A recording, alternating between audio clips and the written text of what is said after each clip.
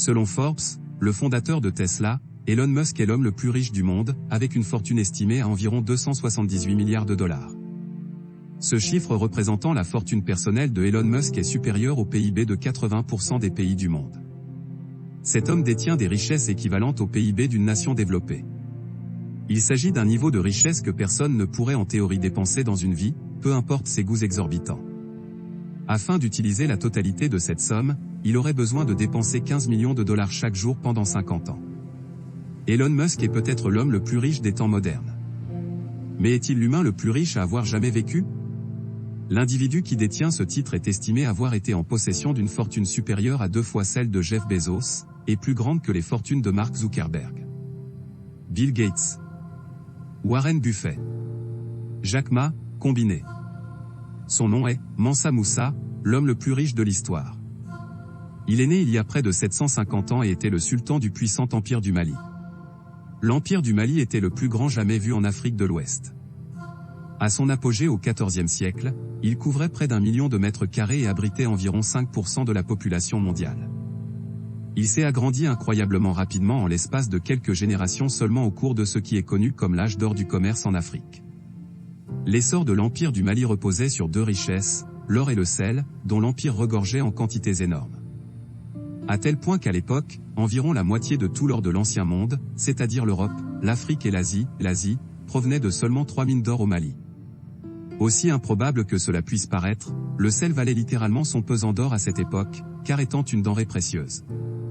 Mansa Moussa est né vers 1280 après Jésus-Christ, et il accède au trône en tant que 10e souverain de l'Empire du Mali vers 1312 après Jésus-Christ.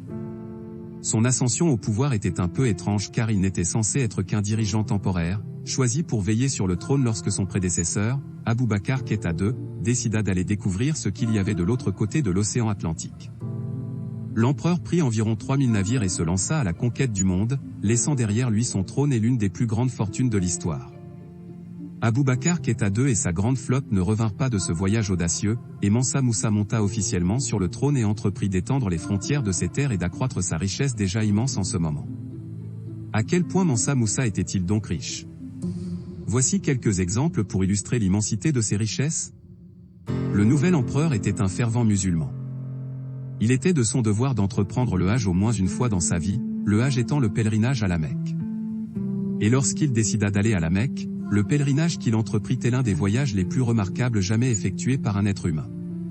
60 000 hommes et femmes, 100 éléphants, 80 chameaux. Et une garde personnelle de 500 guerriers hautement qualifiés faisait partie de son cortège.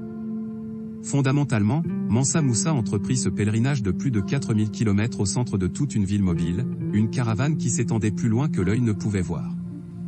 Mansa Moussa prit un peu d'argent de poche pour ce voyage. Comme tout le monde, d'ailleurs. Mais à une autre échelle. Bien sûr, un peu d'argent supplémentaire a un sens différent lorsque vous êtes le plus riche homme de l'histoire. Dans son cas, il s'agissait de 21 000 kg d'or massif, transportés par 12 000 hommes. Avec les lingots, Mansa Moussa emporta également des milliers de kilos d'or en poudre, utilisés comme monnaie d'échange dans tout son royaume.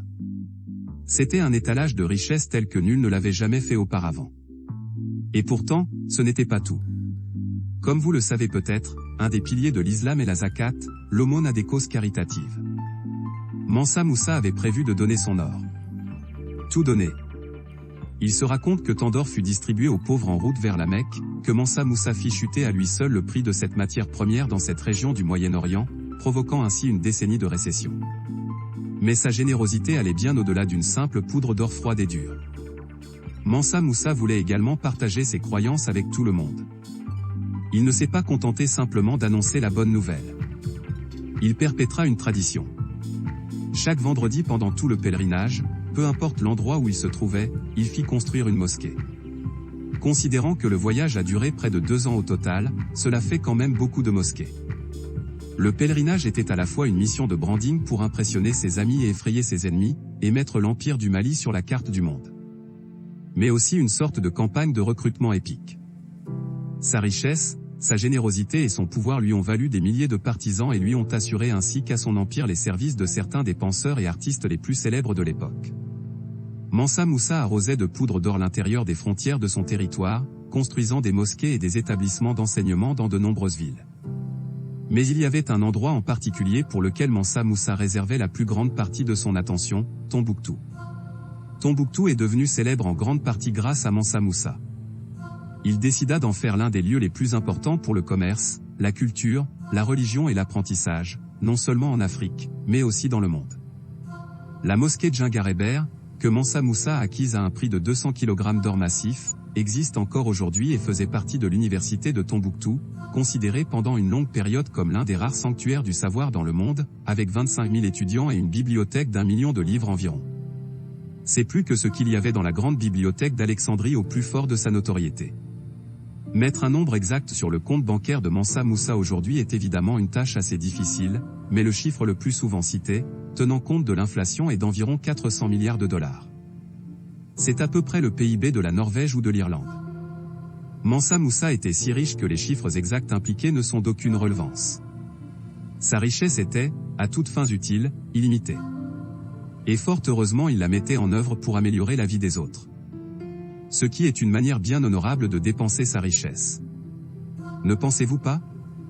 Afin de présenter un point de vue équilibré, il faut souligner que beaucoup de temps s'est écoulé depuis que Mansa Moussa a régné sur l'Empire du Mali, et des documents écrits de son temps sont quasiment inexistants. Merci d'avoir regardé.